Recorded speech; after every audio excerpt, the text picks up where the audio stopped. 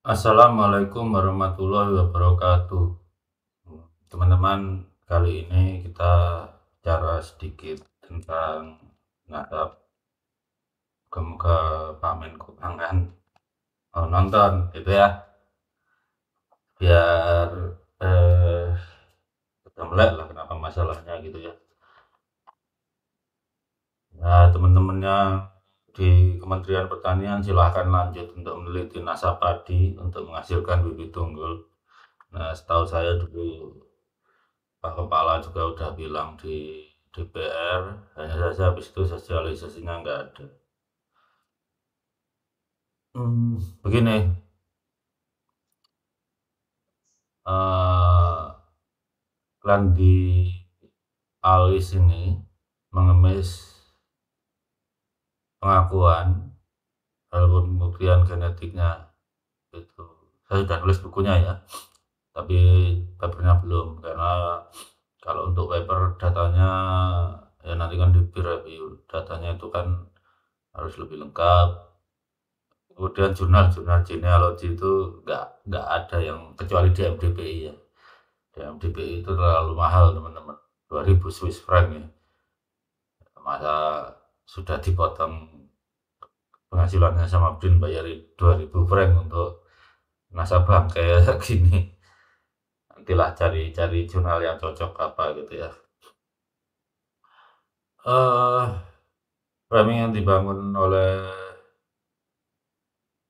di Alwis dan Muhibinnya adalah eh mereka itu mengemis pengakuan sebagai Alawiyin. Padahal yang mengemis pengakuan itu haplogrupnya juga beda-beda. Ada yang haplogrup L, kemarin tahu sendiri waktu ada yang uji pada suka. Pak Spin Doktor itu juga sebenarnya ngaku dia itu haplogrupnya R. L dan R itu kan jauh banget ya. Mana mungkin berasal dari satu kakek 1400 tahun yang lalu. Udah pasti sperma yang berbeda. Ada yang juga yang G. Kita ke Kusnudon aja sekarang. Kenapa LRG itu bisa bisa bernasab ke Imam Ali? Ya mungkin bayi ketuker kali ya. Nggak tahu bayi ketuker nasabnya ini gimana. Atau tuan beli budak yang udah hamil 2 mingguan bisa aja lahirkan 9 bulan kemudian. Itu yang seperti itu bernasab gimana? Itu kan bisa ya terlacak aja setelah 1400 tahun ya itu kenyataan orang kromosomnya itu non rekombinan mau diapakan lagi. Jadi kembali ke topik, saya jadi ninggalin sarapan segala macam ya ada tamu. Jadi kembali ke topik, sebenarnya apa sih fungsi tes DNA untuk klaim nasab ini? Kita ingat PBNU di muktamarnya di Donohudan itu, salah satu hasil keputusannya adalah bahwa tes DNA itu bisa untuk menolak nasab. Itu 100% benar. Jadi kepengurusan Rois Am, Kiai Ma'ruf Amin dan ketua ketumnya Buya Said Akil itu kepengurusan paling ilmiah teman-teman. Kemudian sekarang diganti yang sudah maju diganti mundur lagi ke abad pertengahan dengan Husnudon. Jadi tes DNA itu berfungsi memilah mana klaim yang mungkin diterima dan yang tidak mungkin diterima. Itu bisa dengan tes DNA jarak dekat, dengan autosomal DNA contohnya, atau jarak jauh antar galaksi dengan tes DNA atau mitokondrial DNA. Jadi Tuhan itu sudah memberi fasilitas bagi manusia untuk melacak nasabnya gitu.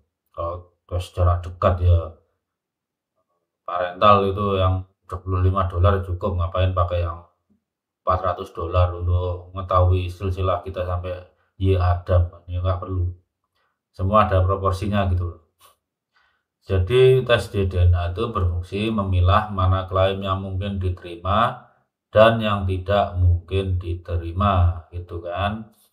Kalau klaim itu bisa diterima baru dilanjutkan dengan screening selanjutnya, bisa jadi dengan kajian ilmu sejarah, kemudian kajian ilmu apa ya, mungkin demografi kali ya, maksudnya menghitung pertambahan populasi misalnya dari zaman Nabi Ismail sampai populasi orang Arab sekarang yang dicurigai keturunannya mana yang masuk akal. Jadi kalau tiap kali SDNA, tes pertama itu informasinya adalah klaim itu. Buku nasab itu silahkan dipercaya atau tidak, tapi kalau pekerjaan ilmiah seperti kata Begawan Hasan Al-Haytami, jadikanlah kamu sebagai musuh apa yang kamu baca. Musuh apa yang kamu baca itu bukan berarti bukunya dibuang gitu, enggak. Kita jadikan informasi awal, kita uji kebenarannya. Jadi, sebenarnya tes DNA itu berfungsi memilah, kita kan topiknya sekarang DNA ya, klaim jalur paternal garis lurus laki-laki. Jadi tes DNA itu berfungsi memilah mana klaim yang mungkin diterima dan tidak mungkin diterima. Nah, teori selanjutnya yang kita harus pahami adalah tentang haplogroup. Apa sih definisi haplogroup itu? Kalau dalam konteks di DNA, maka haplogroup itu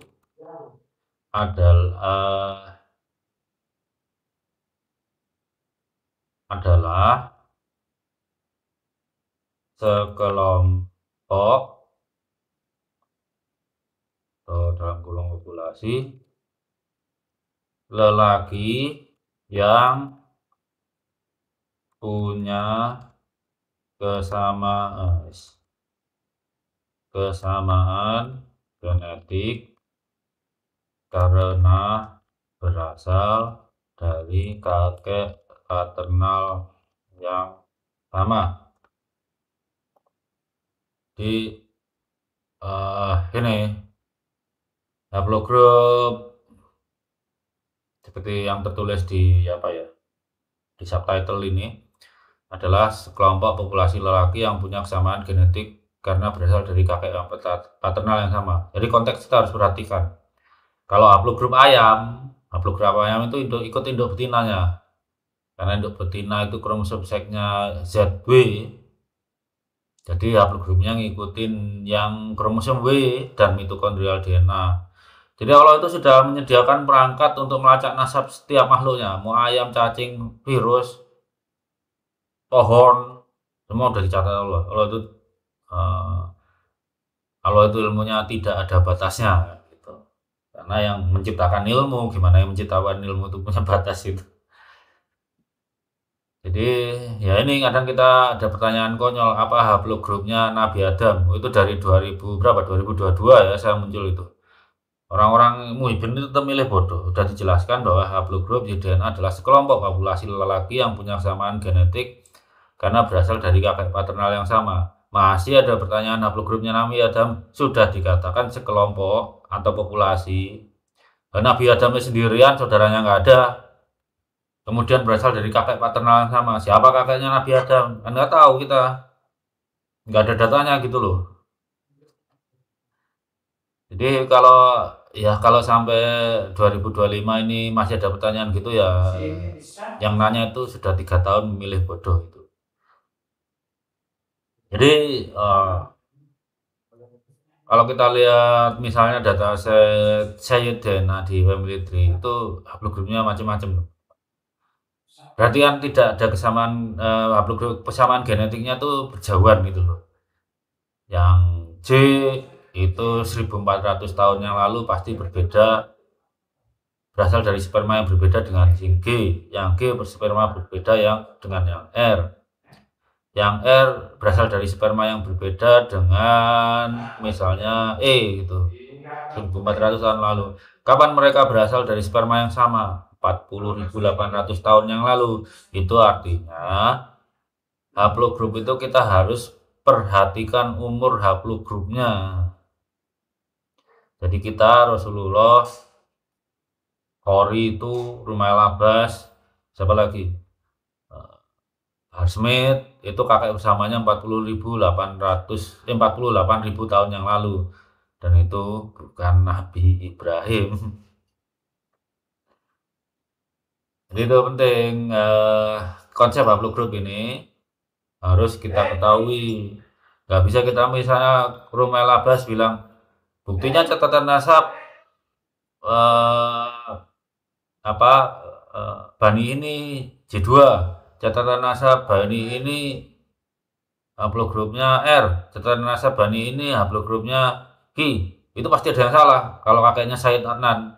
Karena Said Adnan itu udah diketahui bahwa jaraknya cuma 21 generasi dengan Rasulullah. Ya, katakanlah setelah-telatnya rata-rata 40 kali 21 berapa sih? Kan cuma 840 tahun yang lalu. Kalau buat kalaupun rata-rata 50 ya cuma 1000 tahun. Artinya kan 600 tahun sebelum Masehi. Itu era hidupnya Said Adnan. Makanya sains itu menyediakan jalan mendekati kebenaran, selalu berusaha mendekati kebenaran, memastikan kebenaran tuh hanya Allah itu. Kita mendekati kebenaran, makin dekat kita dengan kebenaran, makin dekat kita dengan Allah, karena Allah itu memiliki kebenaran yang hakiki gitu. Nah, ahli nasab itu kan nggak tahu metode mencari kebenarannya gimana. Pernah diuji nggak di kampus-kampus? Apalagi pendekatan surah wal istiwadah, nggak ada ilmu sekarang pakai approach surah wal istiwadah. Itu persekongkolan, itu surah wal istiwadah itu. Jadi konsep konsep haplogroup udah tahu ya. Sekarang bagaimana dengan penilaian klaim itu? Nah, penilaian klaim itu dasar untuk mengujinya adalah mencari jarak genetik yang cocok dengan narasi kitab suci. Kita tahu bahwa yang mengklaim sebagai keturunan Nabi itu ada yang haplogrupnya J1, J2, G, Balawi ini G, kemudian ada yang R, ada yang E, yang di Afrika karena populasi haplogrup E di Arab itu juga banyak. Nah, mereka tidak mungkin berasal dari kakek yang sama 1400 tahun lalu atau 5000 tahun yang lalu, kira-kira eranya Nabi Ibrahim. Nah, kita uji. Kita anggap kayak mereka itu setara lah, semua ngaku-ngaku keturunan Bani Ibrahim gitu. Kita uji. Caranya mengujinya ya itu, jarak genetiknya kita hitung. Yang G kita kelompokkan sama haplogrup G, yang J1 sama haplogrup J1, yang J2 sama haplogrup ditanding. Jadi misalnya Bani Ibrahim Kohanim ya, Kohanim yang haplogrup J1 ditanding dengan Adnani yang haplogrup J1. Kemudian Kohanim J2 kita tanding dengan haplogrup Adnani yang juga J2. Kemudian G, Kohanim haplogrup G juga ditanding dengan Adnani haplogrup G, dalam hal ini Balawi ada. Jadi di Arab itu bani-bani besar itu haplogrupnya nggak seragam. Tapi aku senudon lah, seperti Bani Tamim itu mayoritas J1. Mungkin lebih dari 80% itu J1. Itu jelas Adnani, tapi ada juga yang J2. Ada juga yang G. Itu mungkin di masa lalu terjadi aliansi. Jadi Bani Tamim itu menyerap bani yang lebih kecil, entah karena pernikahan segala macam ya, diserap, atau anak angkat yang dinasabkan, atau menantu cucunya meneruskan nasab kakek dari kakek maternalnya, seperti itu. Jadi saya tidak mempersoalkan misalnya kalau ada Bani Tamim, Bani Mutairi yang haplogrupnya non J1, kita husnudon, itu tetap keturunan kakek pertamanya, tapi lewat nenek mereka, dan mereka tidak pernah mengklaim keturunan Imam Hasan atau Imam Husain. Mereka cuma merasa kami Bani Tamim. Tidak, bahkan mungkin tidak pernah mengklaim sebagai keturunan paternal Tamim 1. Maksudnya Tamim 1 itu kakek pertama mereka, forefather pertama itu. Sekarang kita uji gitu, gimana caranya? Apakah haplogrup G ini termasuk diterima atau ditolak, J1 diterima atau ditolak, kemudian J2 diterima atau ditolak, dan seterusnya.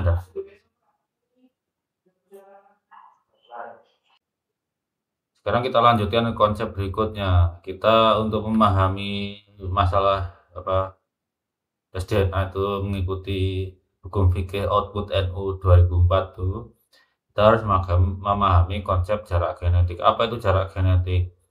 Jarak genetik itu adalah Ini konsepnya DNA ya, kita nggak bicara konsep evolusi antar makhluk hidup gitu ya. Jarak genetik itu adalah jarak di mana dua atau lebih populasi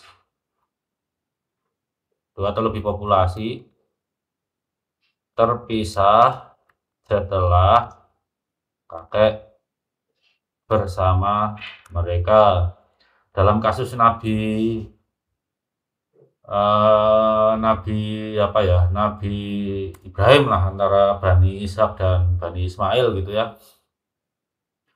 Itu jaraknya adalah ya setelah Nabi Ibrahim itu kan Nabi Ishak membentuk cabang sendiri. Kalau versi J1 itu J3081. Kemudian Nabi Ismail juga berpisah membentuk haplogrup sendiri. Itu namanya haplogrup cabang ya. Haplogrup cabangnya Nabi Ibrahim, bukan haplogrup baru tapi cabang. Berpisah membentuk haplogrup sendiri J88588. Jadi katakanlah Nabi Ibrahim itu 5.000 tahun yang lalu, maka jarak genetiknya adalah antara Nabi Bani Ishak dan Bani Ismail itu terpisah 5.000 tahun yang lalu, terpisah dari 5.000 tahun yang lalu, atau ketemu kakek bersamanya 5.000 tahun yang lalu. Mungkin saya visualisasikan begini nanti. Jadi lihat layar teman-teman ya. Ini kan dimulai dari Adam. Namanya Adam satu ini ya nggak mungkin ada haplogrupnya lah. Ya bisa aja dikatakan satu haplogrup itu dengan cucu-cucunya, namanya haplogrup A. Kemudian kan bisa antara A00 yang di Afrika dengan A0T yang di luar Afrika gitu. Jadi kita konsep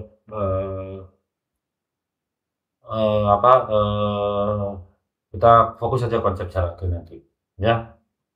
Jadi dari misalnya ini Bani Ibrahim ya. Ini Bani Ibrahim, kita ketik.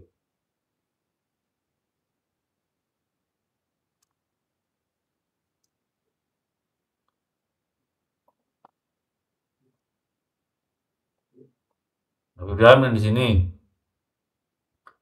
Ini dari Adam sampai Nabi Ibrahim itu per 3 atau 4 generasi ada satu mutasi.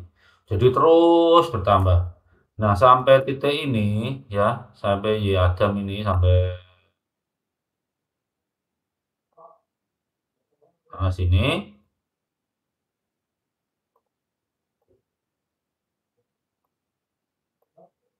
Sini itu mutasi antara Bani Ismail dan Bani Ishak sama karena kakeknya masih sama. Begitu dimulai di sini, titik sini, ini membentuk cabang sendiri. Misal Bani apa ya? Dimulai Nabi Ismail itu ada mutasi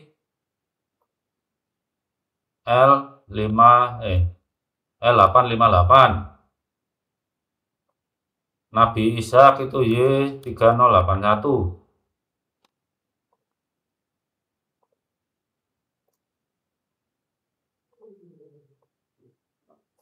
Mutasi bersama mereka terakhir yang jadi itu adalah ini versi J1 ya. Kita pakai bahasan dulu yang versi J1.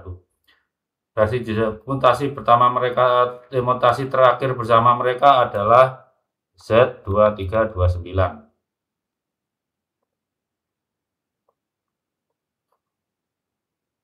Jadi pada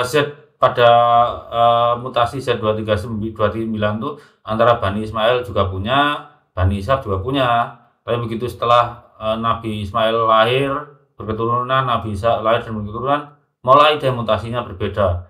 Ciri khas keluarga Bani Ismail adalah L858. Ciri khas keluarga Bani Ishak adalah Y3081. Sampai sekarang Y3081 di tanah Palestina masih banyak. Cuma saya belum tahu apakah kebangsaannya Palestina atau kebangsaannya Israel. Bisa jadi kedua-duanya ada di bangsa Israel dan Palestina. Itu mereka berantem kan perang saudara sebenarnya. Saya lebih suka mengatakan Bani Israel itu sebagai Arab Yakubiyah daripada Israel. Israel itu kan nama lain Nabi Yakub gitu ya. Jadi dalam menghitung jarak genetik, maka ya untuk jarak Nabi Ishak kita harus tahu total mutasi di sini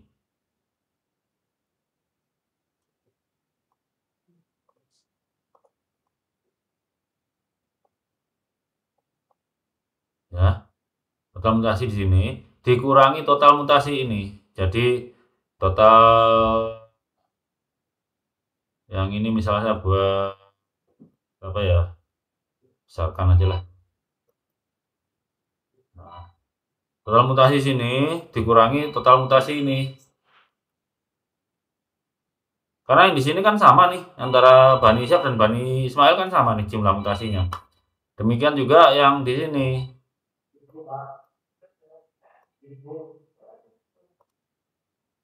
Nah,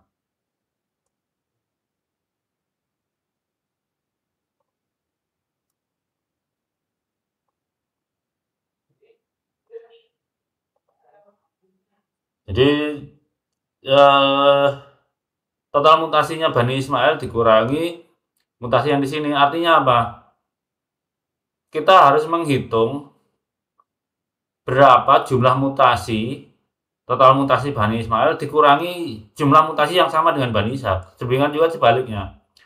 Total jumlah mutasi Bani Ishaq dikurangi jumlah mutasi yang sama dengan Bani Ismail. Nanti angka total mutasi L858 dan Y3081 inilah yang akan dipakai menghitung jarak genetiknya gitu.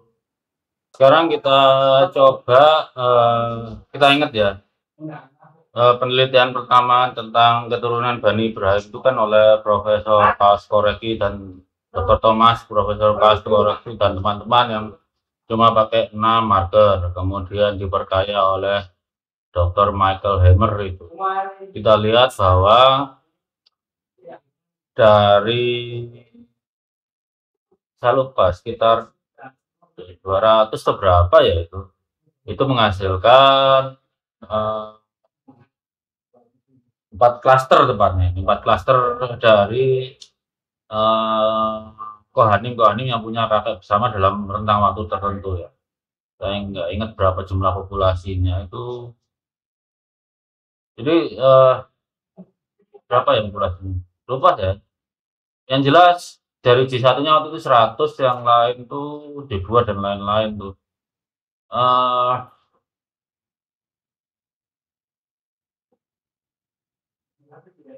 Eh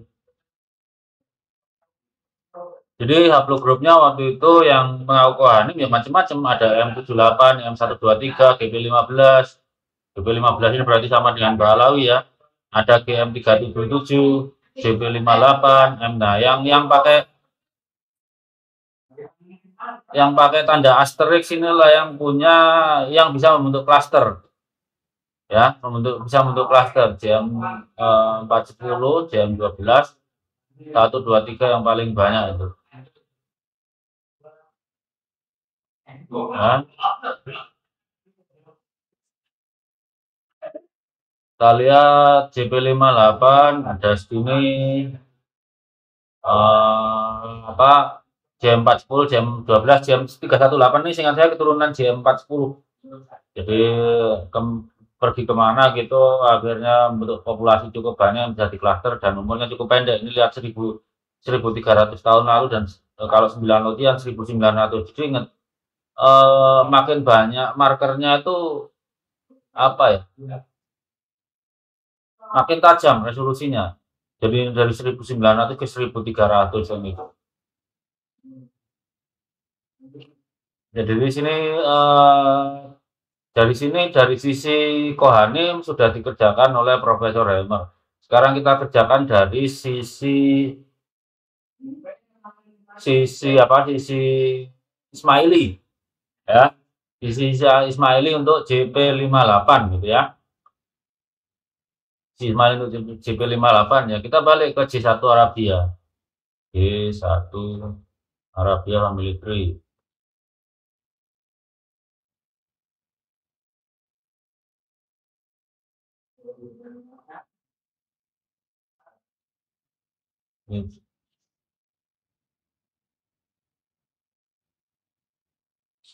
Oke. Kalau lagi kita coba Bani Tamim, ini Bani besar banget ya. Bani Tamim. Translate.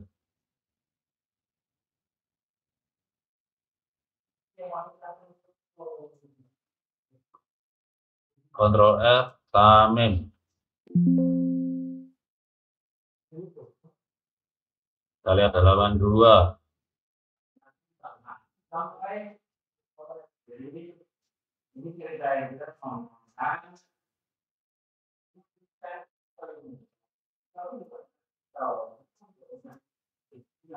Tamimnya udah ada nih, BC 2.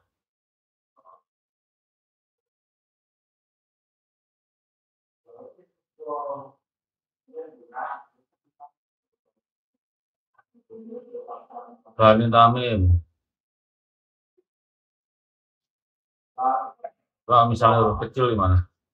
Oh, banyak kalau Tamim. Tamim. Nah, kita lihat ya, FGC 1696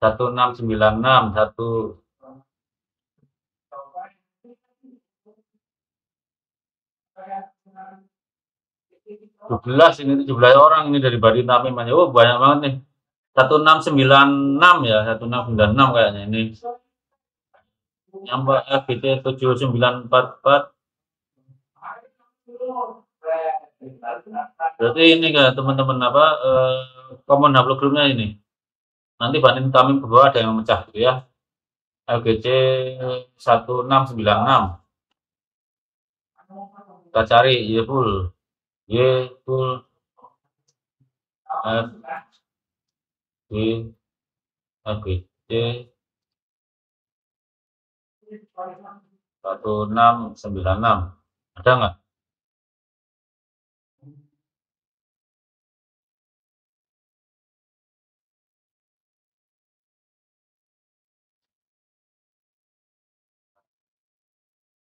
Oh, bukan gitu, kita cari caranya dengan browse. Kayak gini nih sebetulnya di bioinformatika mah jangan heran kalau ada alih-alih informatika jadi ngerti deh. Nah, browse.org.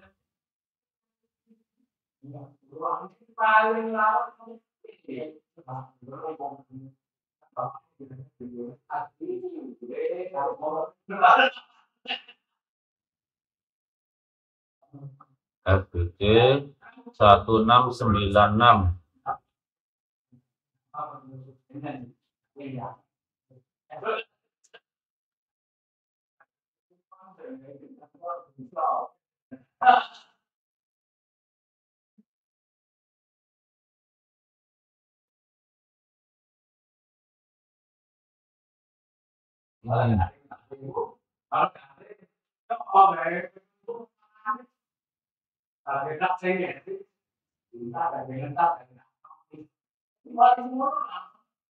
Nah, ini Bani Tamim berada di sini ya. Bani Tamim berada di sini nih. Ada coba tadi lihat mana. Oh. Iya, 1696 berarti benar. Bani Tamim itu haplogrupnya JY9271.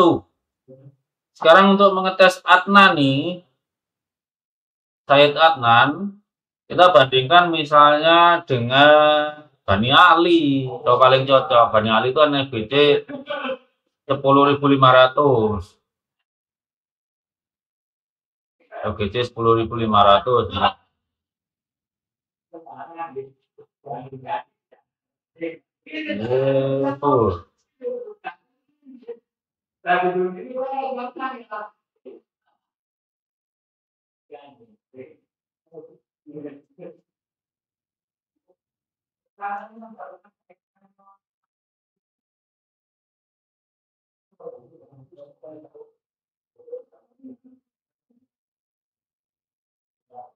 Nah, ini kan 1400 tahun yang lalu ya, 10.500. Di mana ketemunya dengan Bani Tamim? Ya, 859 nih Quraisy, 6074 itu belum ada di sana, 4349 nih persamaannya.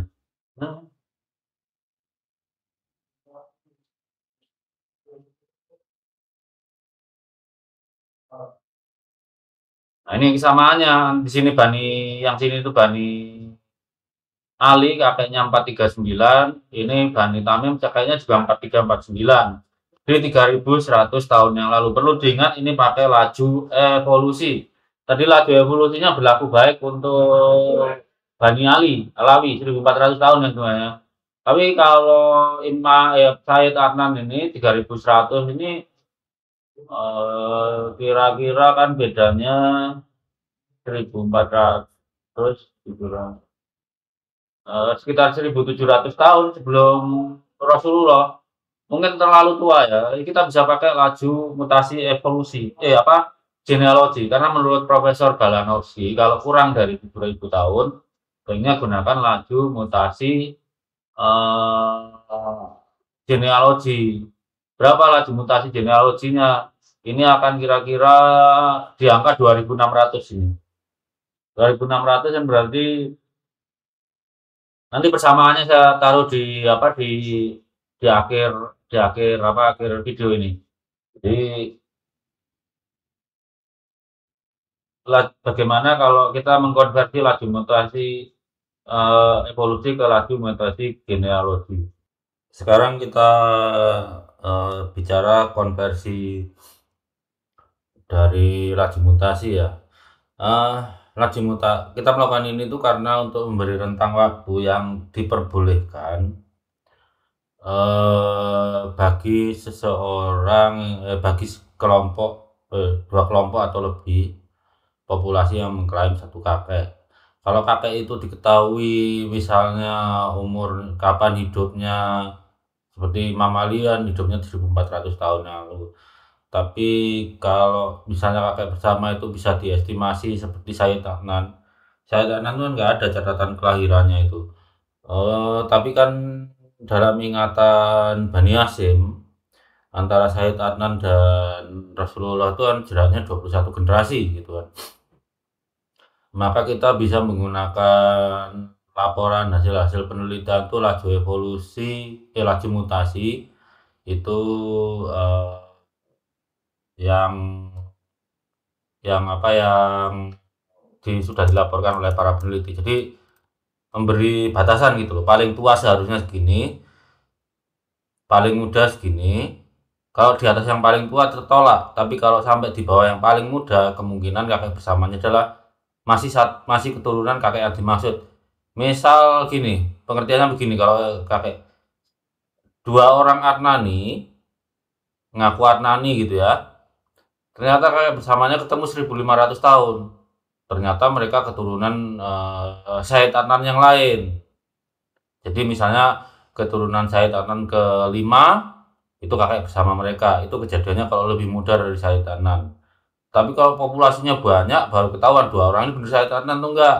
Itu ditandingkan oleh banyak Adnani gitu. Itu makanya penelitian tentang genetika populasi itu enggak satu orang gitu, banyak untuk menyusun filogeninya, haplotrinya, pohon genetiknya.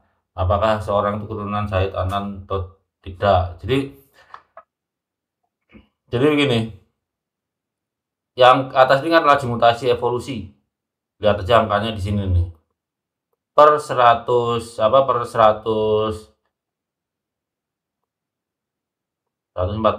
tahun yang ini terjadi per 141,41 tahun itu terjadi satu kali mutasi pada jalur laki-laki itu. Kan lama ini. Yang ini itu adalah genom reference. Yang ini genom yang terperiksa. Angkanya jadi 792 tahun. Umur garis itu. Umur satu cabang itu saja. Dengan yang cabang sama kita menggunakan laju mutasi genealogi tercepat sekitar 1,10 pangkat minus 9 BB per tahun. Jadi untuk terjadi satu kali mutasi di alel itu adalah 10 pangkat 9 BP per mutasi. Artinya dalam 1 miliar tahun baru berubah lagi gitu lah. Tapi itu kan nggak praktikal, dengan maka dipakai dalam genom itu berapa kali terjadi mutasi dalam sekian tahun. Ini adalah seperti tadi saya bilang, ini adalah genom reference. Yang ini genom reference, ini genom terperiksa. Akhirnya diketahui bahwa kalau terjadi 5 kali mutasi setelah kakeknya itu berarti berjarak 599 tahun. Di sini kita lihat bahwa laju mutasi yang paling cepat itu lebih muda 75,61%. Misalnya perhitungan sesuai laju mutasi evolusi tadi kakek bersamanya para Adnani 3100 tahun yang lalu pakai laju mutasi evolusi, tertuanya itu menjadi 3255 tahun, kan ada toleransi 5%, jadi 105%. Kalau laju mutasi genealogi itu menjadi 75,61%, ya, kali 3100 itu 2344 tahun yang lalu. Tapi termudanya berapa? Seperti tadi saya bilang, toleransi 5% jadi 95%-nya 2227 tahun yang lalu.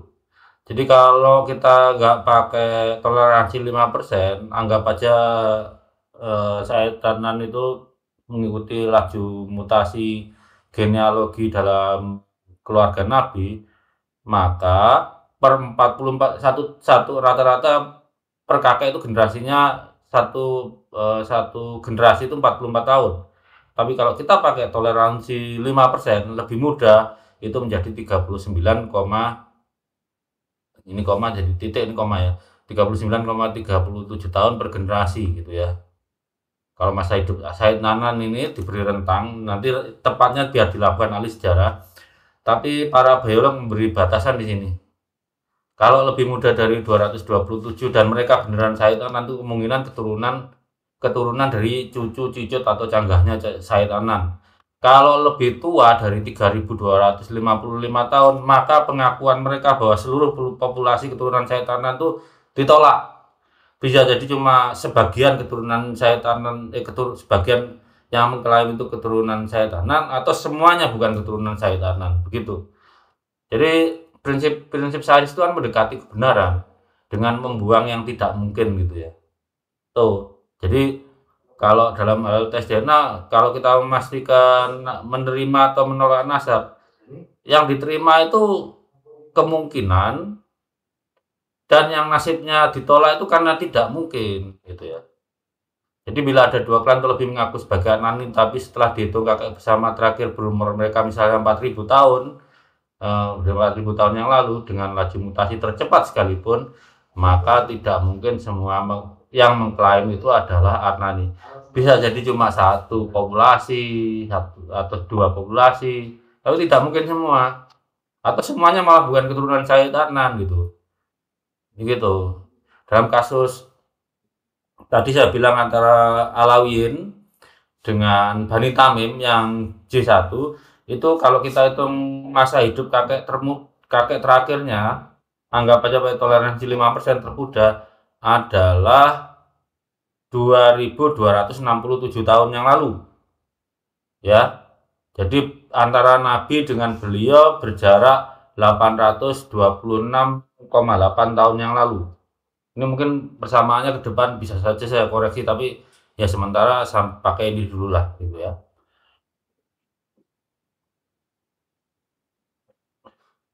Jadi bisa dimengerti sama teman-teman. Jadi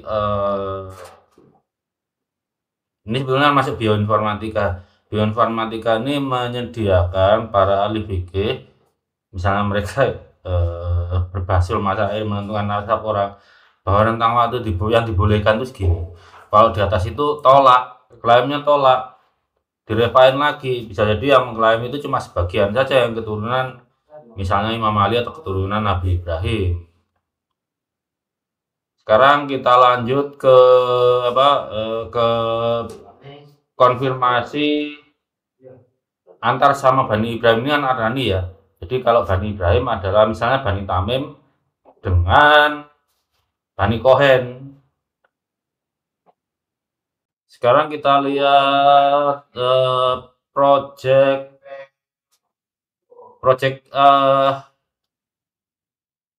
Kohen ya. Kohen family tree. Kohen DNA. Kohen DNA project. Ini, nah ini kan udah kelihatan nih. Ini Kohen. Nah dalam statistika populasi itu ada konsep lain sebenarnya adalah star cluster. Star cluster itu yang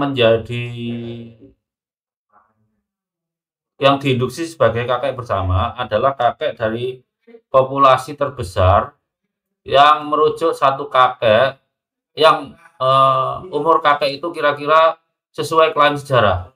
Nah, kalau kita melihat dataset Project Cohen ini, kita cari yang klaster terbesar ini. Nah, ini yang kelihatan nih. Sebenarnya ini dilihat kan Z18271, S12192 itu bersaudara ini sebenarnya, saudara ini. Kalau kita lihat di di haplotree-nya, pohon haplogrupnya itu bersaudara itu. Ya.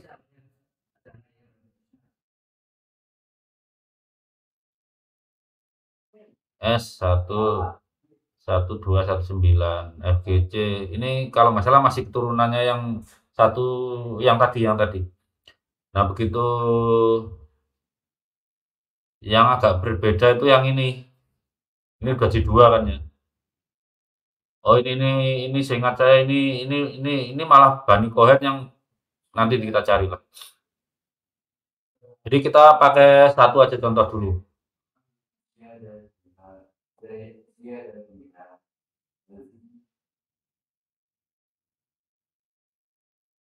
Jadi kita pakai yang klaster ini dulu.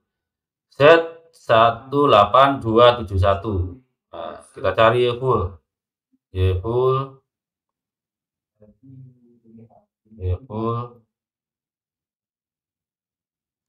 J Z12 berapa tadi?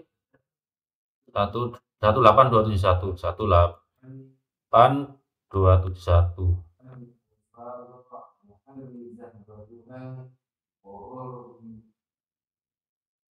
Nah, ini kelihatan kan ya. Kita masih skeptis dulu lah ya, bahwa Kohanim yang ini dan seterusnya. Sekarang kita cari yang Bani Ismail ya. Bani Ismail kita pakai patokan misalnya Bani Tamim aja lah. Kita bisa pakai J1 Arabia.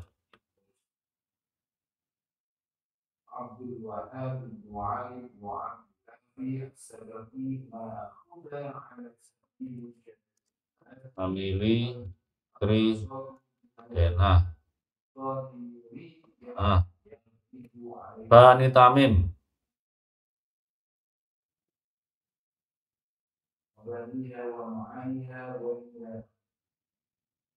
Bani Tamim.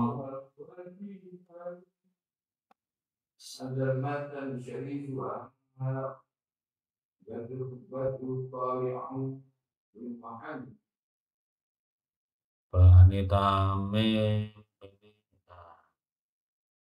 Bani Tamim kan dikenal dengan Al-Tamimi ya. Al-Tamimi. Kita kontrol F. Tamimi. Tamim gitu ya. Belum ada. Kemudian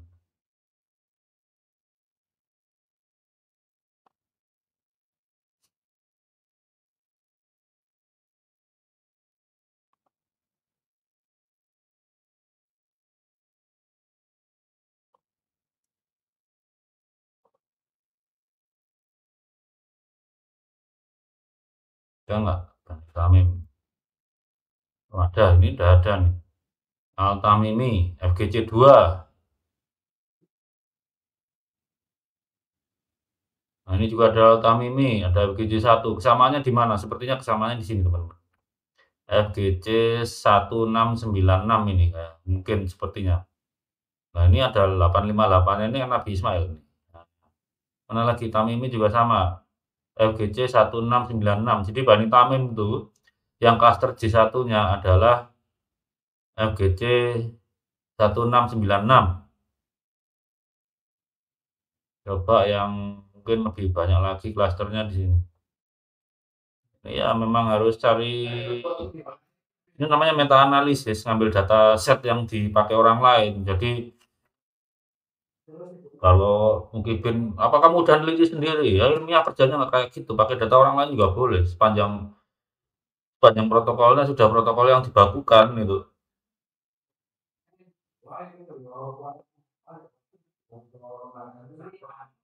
Ini ada Al-Mutairi, Zainab Al-Mutairi ini upload grupnya. Ada Al-Katiri, Al-Katiri juga ada, Al-Katiri yang J1 ini misalnya nih. Ini juga iya ini Al-Katiri itu ada yang J2, ada yang J1. Al-Katiri nggak tahu, Al-Katiri di Indonesia moga-moga ada yang Bani Ismail juga gitu. Mana Tamim tadi mana?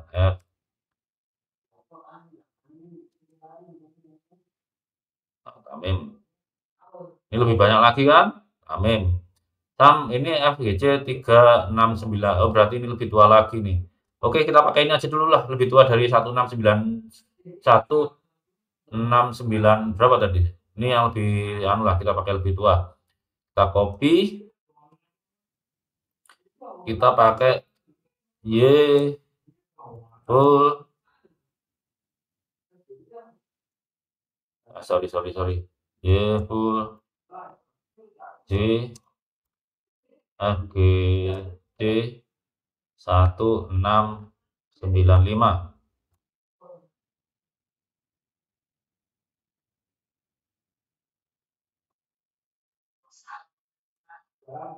Nah, kita lihat di sini berarti haplogrup grupnya JY010887, tapi nama lainnya adalah FGC 1695. Di sini kan kelihatan nih ya antara Bani sebentar.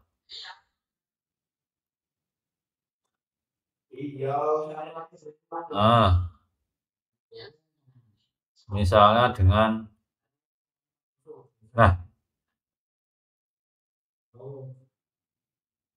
sisi kanan, sisi kiri saya adalah salah satu haplogrup dari Bani Kohanim. Bukan hanya dia yang Bani Kohanim. Bani Kohanim itu bukan hanya dia, tapi salah satu yang terbesar di sini. Di sini adalah haplogrup star clusternya Bani Tamim 1695 ini. Ya, kita lihat kesamaannya di mana. Ya, ini 3088, 4349 di sini dan seterusnya. Terusnya ketemu di mana? Nah, ketemunya kan di sini. Ini juga ketemunya di sini.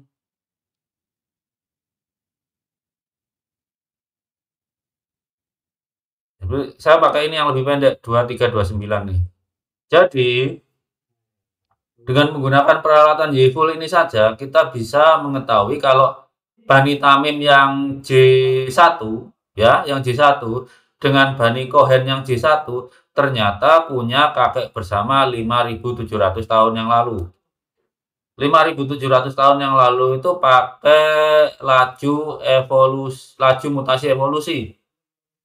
Kalau kita pakai laju mutasi genealogi kira-kira 4.600 tahun yang lalu, tapi di kesempatan lain lah. Jadi rentang atasnya ada 5, ini berarti rentang atasnya itu kali 105, toleransi 5%. Kira-kira 5.900 tahun yang lalu, sedangkan laju batas bawahnya, batas termudanya adalah sekitar berapa ya?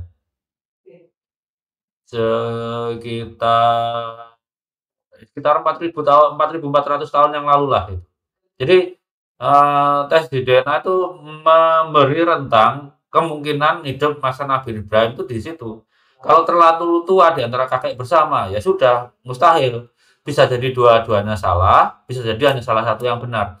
Jadi dari sini bisa kita buktikan Bani Tamim yang ternyata Bani Tamim dan Bani Kohen itu yang J1 punya kakek bersama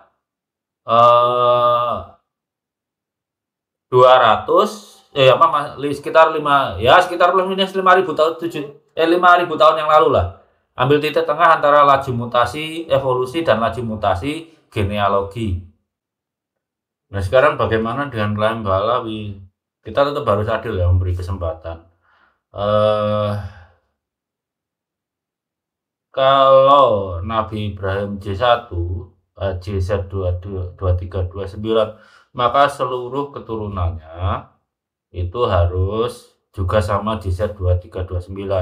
Kalau JL858 itu berarti cabangnya JZ2329. Kemudian seperti Nabi Ishak itu JY3081 itu juga cabangnya JZ2329, atau Nabi Harun JY3088 itu juga cabangnya JZ2329. Memang antara JL58 dan JY3081 itu beda haplogrup, karena yang satu cabangnya ke kiri dan satu yang kanan. Tapi dua-duanya bisa dikatakan sama haplogrup kalau ikut kakeknya JZ2329. Jadi penting kita pemahamannya tentang haplotree itu pohon silsilah. Apa yang dikatakan beda haplogrup, apa yang dikatakan cabang haplogrup gitu. Ya kalau haplogrup G dengan haplogrup J ya jelas beda haplogrup, jauh banget itu kakek bersamanya. Haplogrup bersamanya kan namanya haplogrup GHIJK gitu. Nah sekarang bagaimana klaimnya Balawi yang haplogrup G? Kita terima, tapi kita jadi kalau Balawi itu haplogrup G adalah keturunan Nabi Ibrahim, maka Nabi Ibrahim pasti termasuk pada haplogrup G. Kecuali dulu kakeknya Balawi itu hasil selingkuhan atau bayi ketuker atau beli budak baru hamil 2 minggu dibeli dinasabkan ke bapak hukumnya, ya bisa jadi seperti itu. Tapi ini kan kita bicara biologi aja, karena ada yang mengklaim dalam tubuhku ada darah nabi, itu urusan biologi udah, bukan urusan munasab, itu sudah urusan biologi. Ya bener punya darah gitu. Kita bahas di kita batasi lagi persoalannya, ini adalah klaim garis paternal sesuai klaim Balawi gitu ya. Jadi karena Balawi di Indonesia itu G30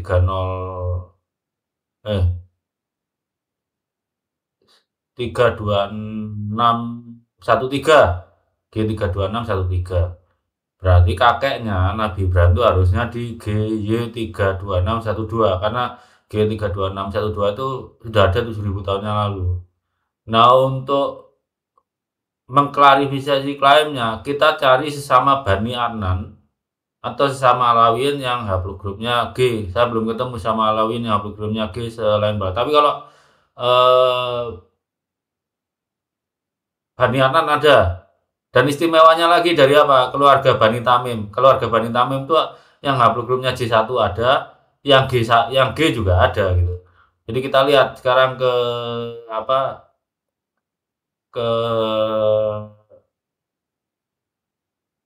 Ke dataset G Arabia ada itu. Orang-orang di Arab itu gak masalah buka, lebih modern dari Balawi Purba ini. Jadi tes DNA itu dipublish aja, ketahuan dulu Bu. Kalau dalam kasus Bani Tamim ya, kenapa ada haplogrup J1, J2 dan G, itu kemungkinan karena aliansi.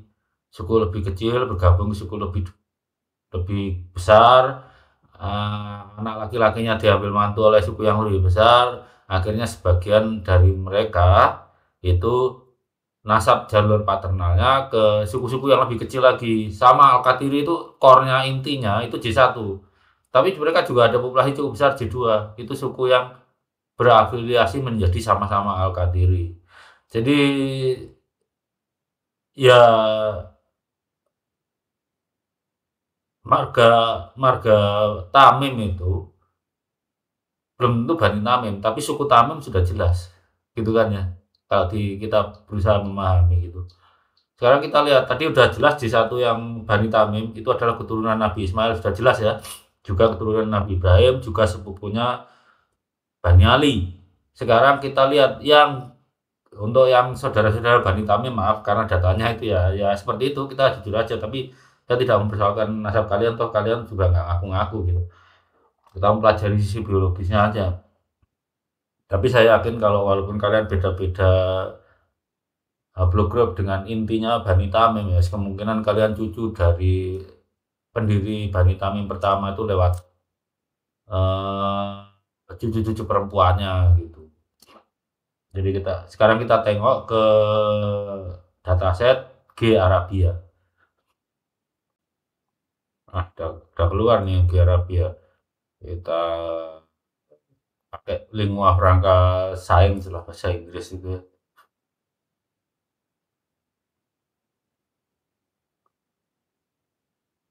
Kita cari sama metode, kita cari nama Tamim. Oh, Tamim. Ada 7 orang dari eh Bani Tamim ini sampai berapa halaman? 2 halaman ya. 7 orang upload grup G dari Bani Tamim. Sekarang kalau halaman keduanya berapa orang?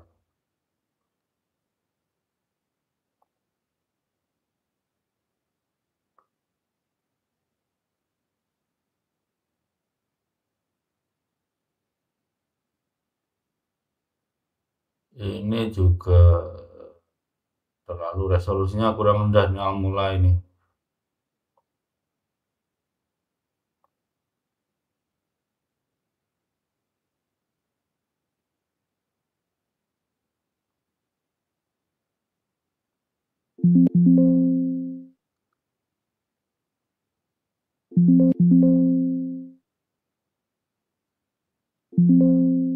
Berapa ya?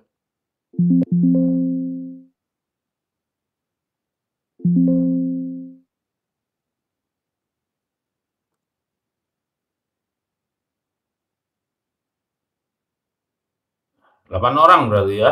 Cukup besar itu, banyak, cukup banyak. Kita lihat di halaman 1 aja yang cukup banyak populasinya. Gimana sih klaster Bani Tamim itu letaknya? Gitu ya. Yalah.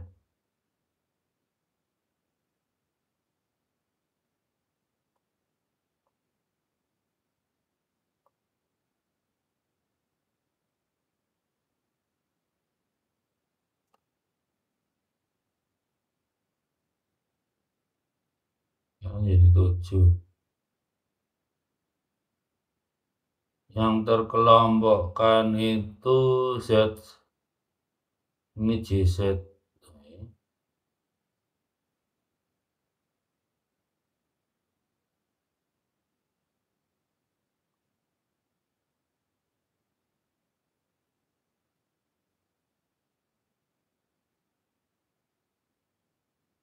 Oh, semuanya GL30 teman-teman ya. Semuanya itu di GL30. Ada juga yang G1. Kalau itu G2. Yang G1 dengan G2 jauh banget. G2A dengan G2C aja beda.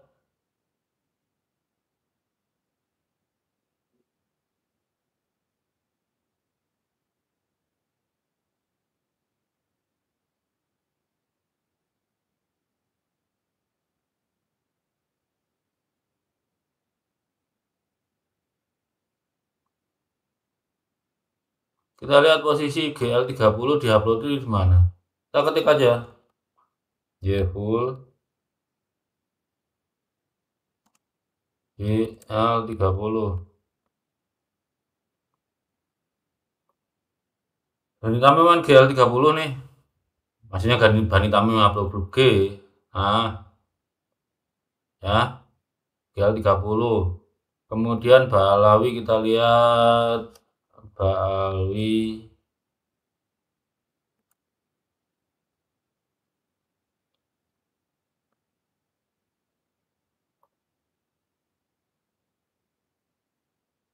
Indonesia ini nih.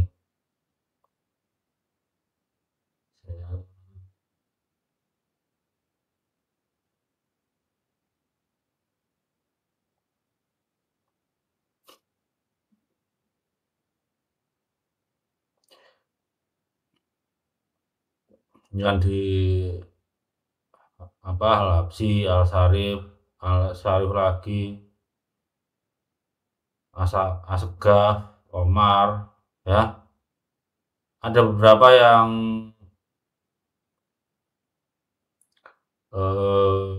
pengakuan gini kita tes, jangan bukan berarti kalau misalnya keturunan Ali Uraidi terus pasti Ali Uraidi, enggak. Namanya ilmiah itu kerja keraguan. klaimnya kita terima sebagai informasi awal, tapi pada kenyataannya 1, 2, 3, 4, 5, 6, 7, 8, 9, 10, 11, 12, 13 orang ini itu adalah punya kakek bersama kira-kira 900 tahun yang lalu. Ini ada nama yang masih di bawahnya yang belum di klaster seperti tadi. Seperti Mas Al-Hadian di sini nih. Kemudian Abu Bakar Al-Habsyi yang dites pada suka juga ada di sini, belum dikelompokkan gitu ya. Kemudian ada lagi Asegaf lagi. Ini kan udah kelihatan nih. Asgaf Al-Balawi gitu. Makin banyak gitu loh. Nah, ini adalah GY32613 gitu. Kita cek aja.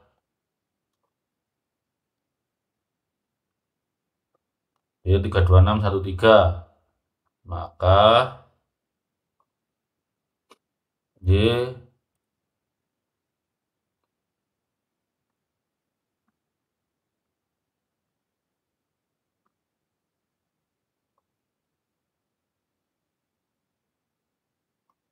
sekarang kita sandingkan kanan dan kiri.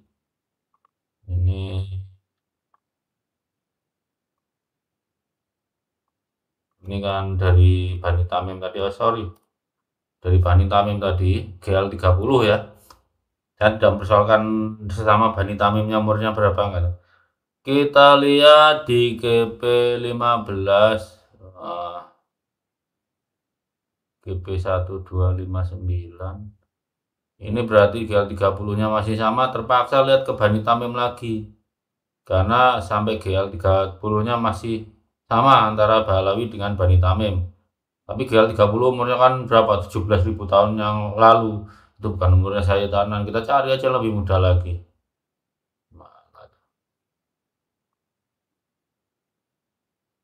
Bani Tamim.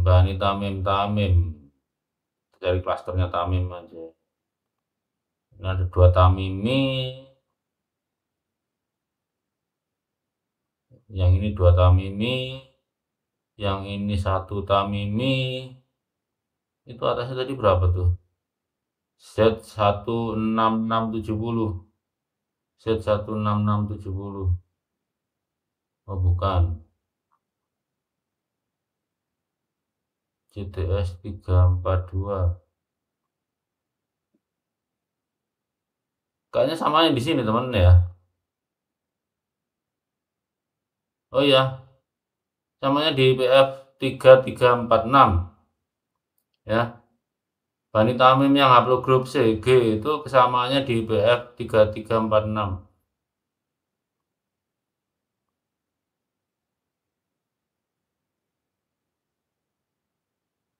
Ini beda cabang lagi.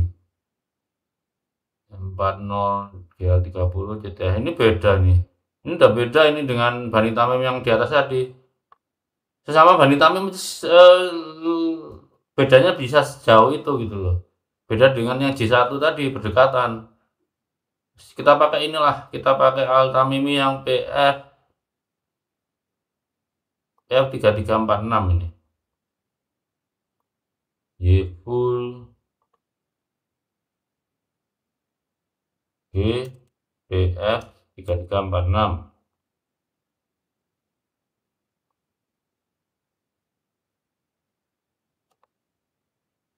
Nah, ini Balawi, ini Bani Tamim. Kakek bersamanya di mana teman-teman ya? Kakek bersamanya kita lihat pakai dari atas dulu deh. G P267 sama, G238 sama, GP15 sama. Nah, GL1259 sama, GL30 sama, GCTS 574 sama. Oh, ini teman-teman kakek bersamanya. Jadi ini adalah kakek bersama antara Balawi yang haplogrup G dengan Bani Tamim yang haplogrup G. Kita ingat Bani Tamim sebagian besar J1 ya. Ada minoritas yang haplogrupnya G. Ternyata kakek bersamanya adalah GCTS 574 yang umurnya 14.400 tahun yang lalu. Di sini kita tidak perlu lagi cari dengan menggunakan laju mutasi genealogi. Kenapa? Profesor Baranovski itu mengatakan kalau kakek bersamanya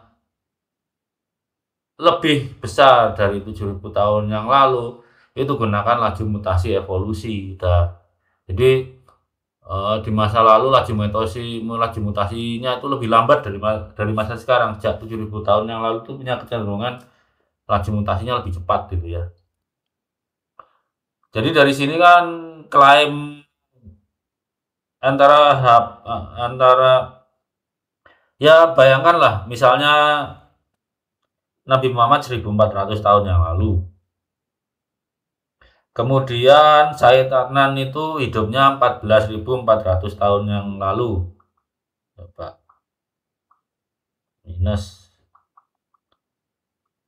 Itu bedanya antara Nabi Muhammad dengan Sayyid Adnan 13.000 tahun. Dibagi 21 generasi. Setiap generasi 619 tahun, masuk akal nggak?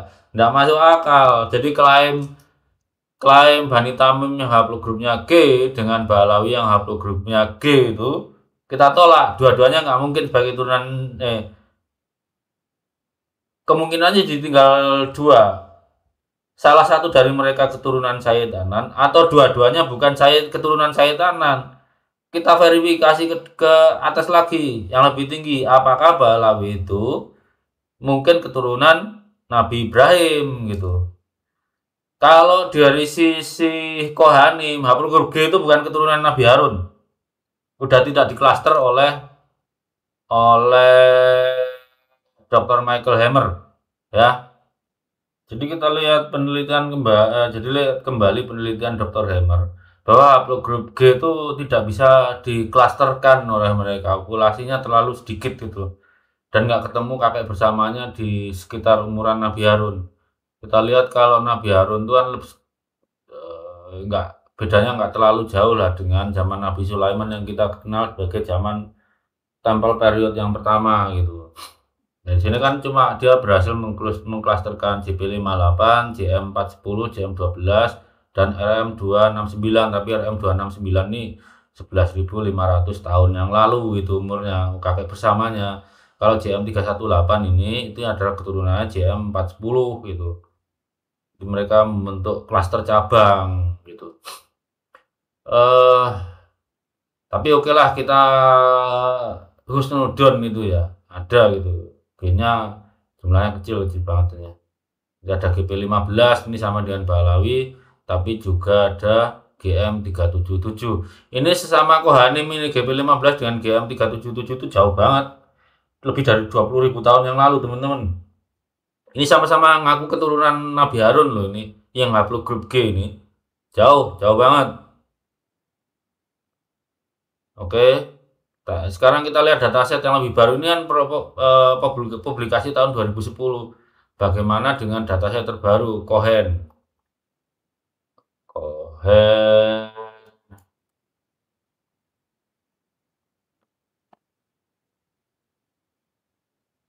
Cohen DNA Project.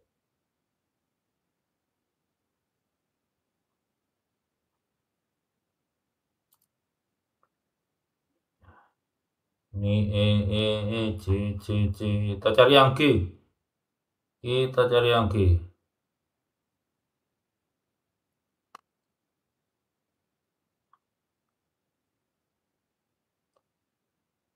Masih C2.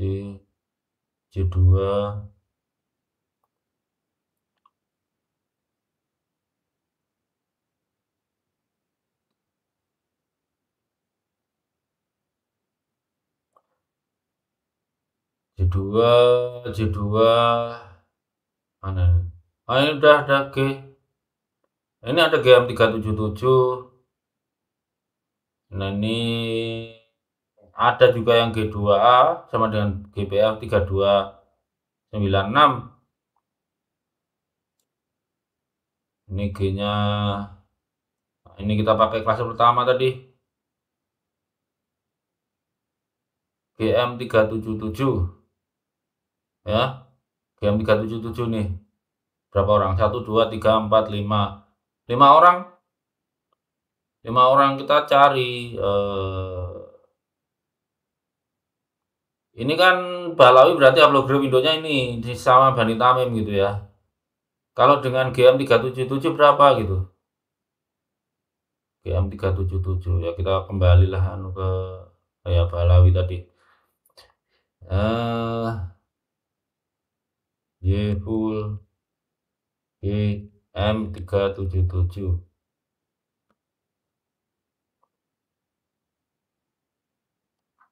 Ini kita keluarkan.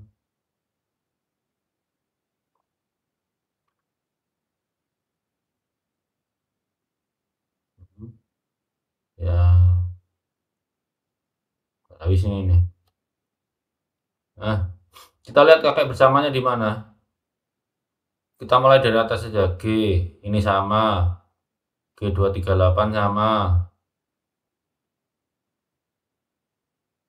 GM3A. Berarti kakek bersamanya di sini, teman-teman. Antara kohanim yang haplogrup G dengan Balawi yang haplogrupnya G. Itu 20.800 tahun yang lalu. Menurut teman-teman masuk akal nggak Nabi Ibrahim hidup di zaman itu? Di zaman Nabi Ibrahim itu sudah ada kerajaan-kerajaan, peradaban. Ini masih bersuku-suku ini. Ini kakek bersama antara Kohanim yang haplogrupnya G tapi klaster GM377. Sekarang kita cek satu orang Kohanim yang haplogrupnya juga G2A, GP15. Berapa jaraknya? Sekarang kita lihat. Tadi berapa ya? GPF 3296 kopi. Sayangnya cuma satu orang, ini nggak bisa di namanya statistik. Kalau satu orang ya harusnya nggak boleh, tapi ya kita coba aja lah. Y full udah nggak?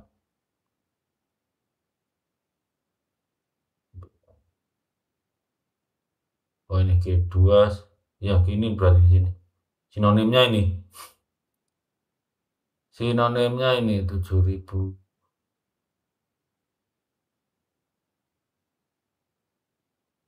Apakah ini kayak satu itu?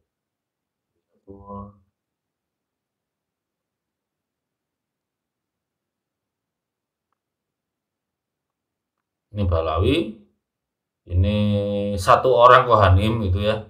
Pakai bersamanya apa? Kita urut dari atas. GP287 G2 Hah?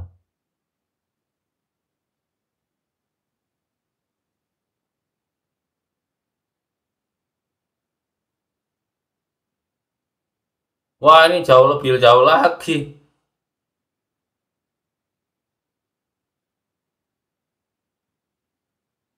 Gitu. Oh ini yang kesisip ini versinya mah. Oh arsip ini. Sorry ini berarti arsip, kita harus cari yang lebih baru. Ini versi 8, ini versi 13. Bentar, kita ngubah yang paling baru, pantas ada loncat.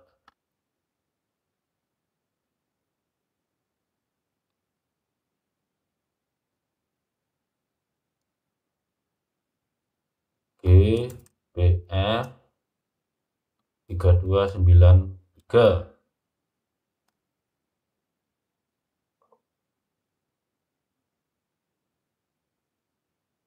Nah, ini versi 9.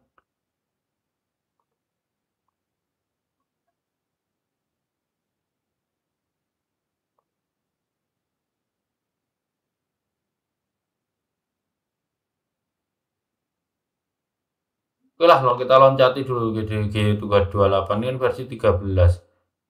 Sebentar kita cari ini aja.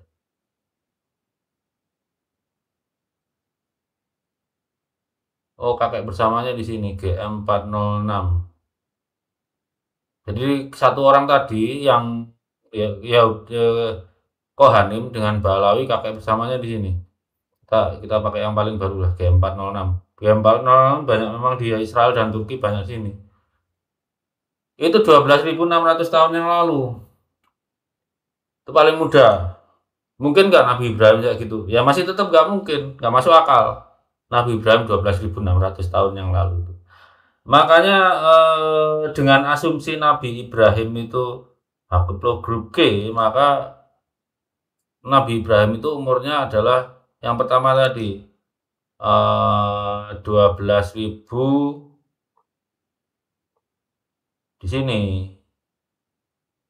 Nah, ini jadi karena Balawi itu masuk GP15, sedangkan Kohanim itu di GM30, di GM3115 ini Kohanim, Balawi di GP15 ini. Ini adalah G328, ini adalah Nabi Ibrahim versi haplogrup G. Tinggal kalian menerima enggak bahwa Nabi Ibrahim itu berhaplogrup G, hidupnya kira-kira 20.800 tahun yang lalu. Di situ. Cara ini juga sama berlaku misalnya kalau ada keturunan Imam Ali haplogrupnya E, Duji sama. Asumsinya Said Adnan haplogrupnya E, tapi nggak tahu E cabangnya mana, dicari. Misalnya kita cari Bani apa, Bani Tamim lagi atau Bani Mutairi yang cari haplogrupnya E, itu ditandingkan apakah Said Adnannya versi dia itu benar berjarak 21 generasi atau mendekati 21 generasi. 21 generasi itu menurut saya adalah jumlah paling sedikit. Kemungkinan ada orang yang terlupakan, jadi lewat, nggak kecatat itu. Mungkin ada kakek dengan kakek buyut namanya sama, atau malah kakek dengan cucu namanya sama, hilang salah satunya gitu.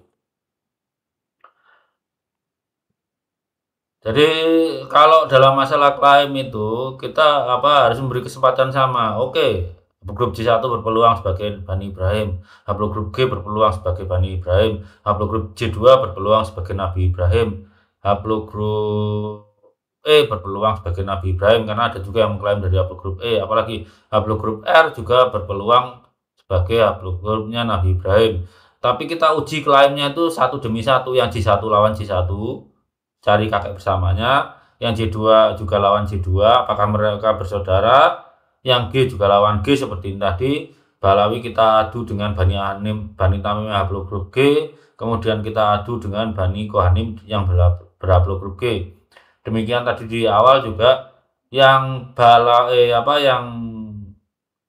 yang kita cek Bani Ali yang asli Alawiyin itu kita adu dengan Bani Tamim yang haplogrupnya J1, ketemu kakek bersamanya itu semudah-mudahnya adalah sekitar 2000 berapa tadi, 2200 ya, kita bulatkan aja 2300 tahun yang lalu, itu paling muda. 2300 dikurangi 1400 ketemu 900 tahun ya, kira iya 2000, bener ya, 2300 kurangi 1400, 900 lah. 900 tahun itu berjarak 21 generasi ke Nabi Muhammad itu lebih masuk akal daripada berapa tadi? Daripada berapa tadi? 12.000 ya? 14.000. Ya, dari 12.000. Daripada Nabi Muhammad dengan Sayyid Adnan jaraknya 13.000 tahun. Itu kan nggak masuk akal loh, cuma 21 generasi. Semeleset-melesetnya lupa 2-3 nama juga nggak bakalan sebanyak itu teman-teman. Kalau generasi setelah Nabi Ibrahim kan nggak ada ceritanya yang berumur 1000 tahun itu. Jadi itu teman-teman, kita uji satu-satu. Kita dalam tes DNA itu yang menjadi output adalah suatu klaim itu menjadi mungkin kita terima untuk proses selanjutnya, atau kita tolak, udah nggak ada lanjutannya lagi. Ya nasib Balawi ini tanpa melihat apa haplogrupnya Nabi Muhammad, apa haplogrupnya Nabi Ibrahim, itu tertolak karena jarak genetiknya dengan yang ngaku sama Anani aja udah di atas 14.000 tahun. Yang mengaku sesama Bani Ibrahim juga di atas 20.000 tahun. Dua-duanya kita tolak kalau hitungannya seperti itu. Jadi sampai di sini dulu teman-teman. Selamat libur panjang. Saudara-saudara kita yang Konghucu juga kongsi pacai. Kalau ngirim amplop merah ya DM aja lah. DM aja di Facebook saya. Ini sih kasih alamatnya. Semoga apa? Ya tahun baru, saya nggak tahu tahun apa ini di tahun baru Cina ini. Semoga membawa keberkahan buat kita semua bangsa Indonesia. Terima kasih atas perhatiannya.